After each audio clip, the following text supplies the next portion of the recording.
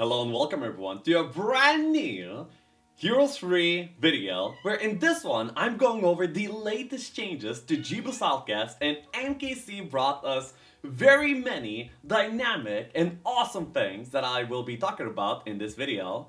So, as the thumbnail suggests, I'll immediately get to the big part of the entire change, okay? Right now, Jiva Podcast is being split into two different templates. There's going to be Jiva Podcast as we know it, and there's going to be Duel. And these templates are going to be vastly different in terms of the way that we play, but honestly they're pretty similar in many ways as well. So I'll be going over both the templates and the changes that were made from the previous version, Jiva Podcast 2.69i. So here we go. Jiva Podcast 2 version is going to be 2.8. And in this version, the first change is that the bunker is removed, okay? And now this is the big thing. The bunker is no longer there, whatsoever. So that means we will not be getting free spells, and we're not gonna be getting and basically this changes the entire meta, where you don't rush the bunker anymore, well, because it doesn't exist, and you're gonna be having to play off the resources in your biome instead. So, mages are no longer meta. We're back to playing warriors, like back in the good old days. So, that is honestly really awesome. This is what Jiva Softcast used to be all about back in the original days, and it seems like MKC is going back to those kind of days with these kind of changes, and I like that a lot. I played this version quite a bit already, and I'm really enjoying myself here. There's more choices to be made because, you're not forced to go any certain direction or have a certain playstyle. You can actually mix around, you can go Utopia, you can go early break, many things that you can do. Amazing, very, very nice. There's no fake underground, so now you can... So yeah, basically this means that you can no longer have double dimension door on an extra large map, meaning that you can only dimension door once at max, meaning that air magic actually got super nerfed. There's also another nerf with air magic, but I'll go over that later. Logistics returned. So this basically makes for possibly more dynamic hero choices when it comes to actually developing your hero. Because, if you have logistics, then you can actually move way further. You're gonna be able to, you're gonna be able to maybe make connections that you otherwise would not be able to make without logistics. So it's gonna be a very big thing, whether you're gonna be getting logistics or not. It makes it a little bit more high rolling. If you were to roll it, you're gonna be better off than a guy that won't. But honestly, a little bit of high roll is honestly a lot of fun, and it's welcome in my book. So then we have added heroes: Beatrice, Endel, Khaled, Straker, Moander, Randu, Kincaria, Pyre, and Manir. The two big ones are gonna be Beatrice, the scanning specialist from Castle returning, and also Manir. Now Manir is the offense logistics guy in Comfy. If you start off with a good hero with logistics, that's so big! And now Complex has a really good, strong, solid way to go very smart, and that they will do in this version. So keep a lookout for Comfy to be one of the better factions just because of this hero. Well, not just because, but that's gonna be a pretty big thing. Then we have Animal Band. Perhaps after some testing, she was a little bit too strong. So here we go. Then we have Angelica Alliance coming back into the game, so no longer will Ogre Fizz be king of literally every single game that goes late game. We're gonna have some options now, and Angelica Alliance is gonna be probably one of the more compelling options if you can assemble it. It's not so easy after all, 5 relics, and then 1 small arty. Small arty is, by the way, usually the problem for some reason, but yeah. Then, of course, in the added artifacts, we have Angel Wings. So now, because we don't go air magics anymore as often, we're gonna be needing a new way to deal with the terrain penalty, because Expert Fly is just not gonna be existing in many of the matches anymore. So, yeah, we have Angel Wings and Wayfarer Boots to try and combat this. Pretty good. Then we have Boots' feedback. Oh my. A really high rolling RT. And yeah. With Boots' speed and logistics returning, we're going to be having far more movement than we did in the previous versions. What this will mean is that we can probably make the connections between the side desert towns to middle in a single turn, making this version far more action-packed. Well, then again, we're losing a single dimension door, but I'm pretty sure that the logistics plus the booster speed is way better than one dimension door anyway. So it's still gonna be on average easier to make that connection, and I feel like that provides for better gameplay because you're gonna be like more in danger. If you're just sitting mid, you're not gonna be like that safe anymore. You know, you can't just like sit there forever and be the king of mid. Mid is gonna be far more contested, in my opinion. Then we have Cape of Velocity returning, so this is going to be replacing the Dragon Wing Tabard as the best in slot artifact for the miscellaneous slot, and honestly this item is amazing! Speed is one of the biggest factors in Heroes of Might and Magic free combat. Like, that's why haste and slow is removed, because they're like such a big influence, they're so good. And you can have 2 permanent speed on a single RT, that is insane, and it's not even a relic. So yeah, Cape of Velocity is a big deal. And then we have also Cape of Silence. Maybe there's like some trickery with some combo arties and the Cape of Silence, maybe? But I don't see it being used too much, honestly. So, yeah, but that's an option that we have as well now. Then we have removed artifacts, sphere of permanence. Okay, so you don't get to, you know, buff up and then keep those buffs as well. So this is another nerf to the Ogre Fist problem, you know?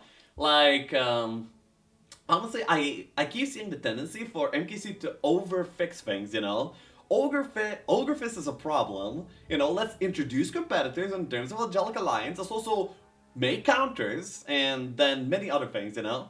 I feel like this is overcompensating. Fair Permanence was a little bit too dominant, and honestly being able to dispel the opponent's buffs is, you know, an interactive way to fight the battle. It's not very interactive if the opponent gets to like cast a buff and it's like there forever.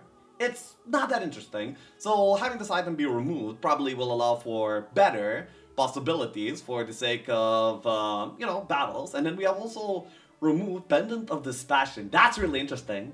So Fire gets a buff, and Berserk is gonna be a really big deal in the latest version. At least I think so. It should probably be a big deal. Now, to combat this, we also have Anti-Magic coming back.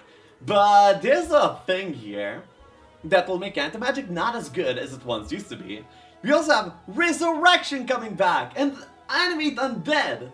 So, because of this, I feel like this version of Geos Outcast will be Geos Outcast Resurrection, because Resurrection is basically better to cast than anything else in the game right now. If you have any even mediocre pile stack, casting Resurrection is going to be like the most HP swing you can gain in a fight. Because all the elementals are removed, the ores for magic are removed, so you don't get like boosted meteor or boosted chain lightning. So Resurrection is gonna be the best cast. So you see, we have created a rock paper scissors situation where if you cast Resurrection, then you're really good, but then you're susceptible to Berserk because Pendant of Dispassion was removed. So you want to actually anti-magic, but you can't anti-magic because then you can't resurrect your pile stack, and if the opponent does that, then he wins. So there's gonna be some interesting final battles, so you have to make some really tough decisions. And honestly, I love the direction this took. There's gonna be like a lot of thought put into how you prepare for the final battle and how you take it. It's gonna be probably really dynamic, and every fight should be like really unique in the way that it's taken and the thought process you go through in order to decide what's gonna be the best for you. So as I already mentioned, we no longer have air elementals. Fire Shield is also removed, Counter-Strike and Inferno probably are removed to make the tier 4 spells a little bit better, so maybe Shrines are going to be more impactful, because they on average will give you a better spell, I suppose. So there we go. Zone sizes are reverted back to the original ratio. I actually, honestly, don't know what this means, but MKC does, and he probably thought us better, and I trust him. Then we start off with 1 down. We no longer start with the turbo 2 downs anymore. We start off with only 1. And that's good. The game pace is going to be slowing down quite a bit. We're not having free spells, we're not having the secondary town. Also, the town is not forted up either, from my testing already. So, yeah. And honestly, these changes feel pretty good. Spell scrolls value reduction level 4 to 4k. So, there's going to be easier to access scrolls here. So we're going to be having spellcasting from these kind of things, and then the control scroll in the biome, just one by the way, one random control scroll in the biome is now guarded by a 10k guard instead of a 20k guard. So that's actually going to be mattering quite a bit. Snuffing out this control scroll and taking it sooner, as soon as you can, to be able to have like at least some control, is going to be kind of a big deal. Not like very game-defining, but certainly will be somewhat impactful. Then in the biome, there's a reduction of roadblocks, apparently. I don't know how he does it. He probably like tinkers with some of the values, or maybe the way that things are generated. That's up to MKC. So we have less roadblocks. We also have the number of utopias reduced from 2 to 1. I feel like this is... I feel like this maybe makes for better biome generation. In terms of balance, I feel like either 1 or 2 is fine. So this change kind of flies under my radar. Ancient lands, creature banks, and libraries now spawn randomly, so we could actually get really smart in the biome, apparently. So it's more high-rolling mechanics. So you see a tendency here. We're moving quite a bit away from very straight linear gameplay where everything is like predefined. You know what's gonna be where and how much of it and what you need for the game. Instead now everything's gonna be like pretty wild and random. You're gonna be, you know, throwing pieces together to see what sticks and so on. Then we also have the frequency of boxes reduced from 69 to 30. What this will mean is that we're not always going to be able to rely on boxes to get us that army that will keep us going for the entire game. We might have to build up more creatures in the castles, we might have to rely more on magic, you know, we're going to be having to find ways to play around this.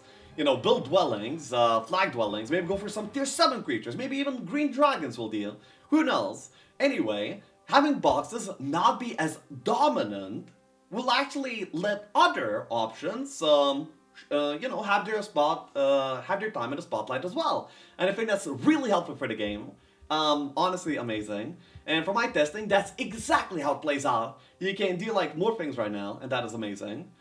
Then Soulspawn Vampire Gorgon bosses are no longer limited in the number, instead their frequency is reduced to 3. So you're gonna be seeing less of them, but you could possibly high roll many. And that's amazing. You don't expect many, but just having that option of there being many just makes the game just that much more exciting, and I love it. Then there's gonna be more low-tier dwellings. That is, you know, to provide more options on how you should play, as I already mentioned. High-tier dwellings are now semi-random, so yes, you don't have an exact amount of dwellings that you have. I mean, you used to have like 6 to 6 creature dwellings, and most factions used to have 3 to 7 dwellings. Now it's gonna be semi-random apparently. Then we have +1 Drankless and +1 Hydropon. Well... Green dragons could be a thing, especially in the new version where Ogrefist is no longer a very big tool for the game. Hydras! Hydras need more support. Actually, the best version for Hydras was actually the previous version. Because, you know, when you Ogrefist up Hydras, they actually become decent creatures. So yeah. Don't think this is gonna help Hydras enough, but it's an interesting regression. Little by little, we could maybe piece up a meta where Hydras would be decent. Then in the desert we have lots of control scrolls. Yep, can confirm there were lots of control scrolls. Every single one of them is exactly what you want them to not be, but there's a lot of them, so you know, eventually you'll find what you want anyway. Libraries and army bosses are now random. I like that. And then there's D6 dwellings. Not sure what this is about. I guess it provides for more options to play off of the desert as well. Some factions have like strong tier 7s, weak tier 6, and now you can, you know, mix and match however you want to. And then the rule set is going to be 2-131 for chill play, and tournament timer is going to be 2-1-0-15. The only change is the fact that we get like 1 extra minute at the start of the game. This is the spot where you're deciding whether to keep or not, making that a little bit more chill. You could actually just save this timer, bank it for later on. All of that is like pretty good, very nice. Then, this is the current Ubisoft cast. This is gonna be the Smork version, and it's gonna be like very random. Like, many exciting things will happen here. The way that you engage in the game was like pretty much turned 180, okay? And it feels like a whole new template, and in a really good way. I like that. But for people that used to like the last version quite a bit, there is Duel. And Duel is honestly far closer to the last version of Ubisoft cast. And it only features some changes, but not like very radical changes that will change the way that you play. But still, there's like quite a bit of changes to mix things up still.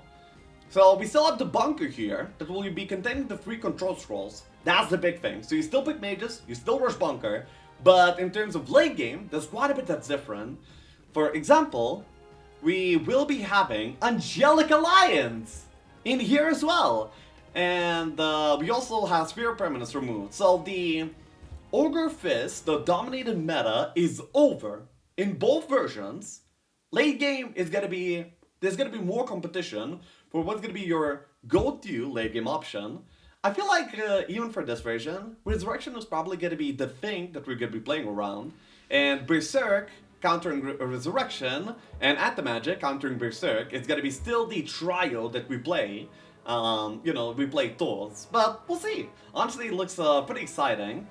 This is still gonna be like with double dimension doors, so air magic is gonna be like really relevant. We no longer have any elementals in Jeebus Outcast across all the versions. No more oxygen. So I think that's pretty good. That brings more attention to the actual creatures that you accumulate throughout the game, and that makes for, I think, more exciting and dynamic battles, final fights and so on. That's pretty good. We have the same heroes added. In this version, I don't really think that Munir is gonna be better than Labifa, and honestly, I don't see any of these heroes being played. Maybe perhaps Beatrice would push into the spotlight of Castle. Possibly, if Might gets like a little bit better with this version, but honestly, probably don't see it coming. I wouldn't be too hopeful about that. So, yeah. Then value of level 4 scrolls is reduced to 4k, so we're going to be seeing more spells on the ground that are guarded easier. So you might just fight some centaurs and suddenly come across Chain Lightning or Meteor Shower. Or Resurrection, Could happen. That's kind of exciting. The Cape of Velocity is like a really big deal too. Very cool. Then in the biome, Relative Locust Spawn on the ground. Ooh. So you see, this version is going towards there being like less randomness, MKC is making it so he can possibly appeal to both sides. Ones that wants less RNG, like strict linear gameplay. Well, maybe not linear, but like more balanced, let's say. And then the other version is like wild, where it's like really fun and exciting. That's the version that I'm for, by the way. So yeah. Having no rallies in the biome will make it so there's gonna be like way less high roll potential off the biome alone, at least. Then there's a reduction of roadblocks, the same as the last ones. Then we can also spawn some creature banks in the biome. Just get a console, some angels. That sounds pretty nuts, actually. But they're gonna be like low frequency, so I wouldn't be expecting to be able to play around these that often. I feel like this is mostly above the castle, because consoles are a very huge deal for them. Then there's also a single Utopia in this version too. There's a guaranteed library in the biome. The same changes for the boxes as in the previous version. More low tier dwellings as well. And also some love to Rampy and Fortress. Well, then again, I don't even know the... Actually, I like the Drancliffe, because even if you don't get many, even if you don't build a power stack of dragons, just having more Drancliffes available, so you can maybe get some utility dragons just to get you going, or get you through the mid game, into the desert and so on, is gonna be kinda nice. Meanwhile, Hydras don't really do anything, so yeah. Fortress was nerfed with extra terrain, and Rampy was buffed with some utility options. There we go. Then Bunker. Size is increased to fit up to 4 Gardens of Revelation. Goldmine was moved topside. Oh, there was a specific spot for Goldmine? Didn't know that. But yeah, now we're going to be having 4 Gardens of Revelation. So, yep, more consistency in the dual version. By the way, MKC advertises the dual version as like the tournament go-to for anything like that. So yeah, this is going to be the tournament-oriented version. Then we have the side treasury. Frequency of Pandora's and dwellings is reduced.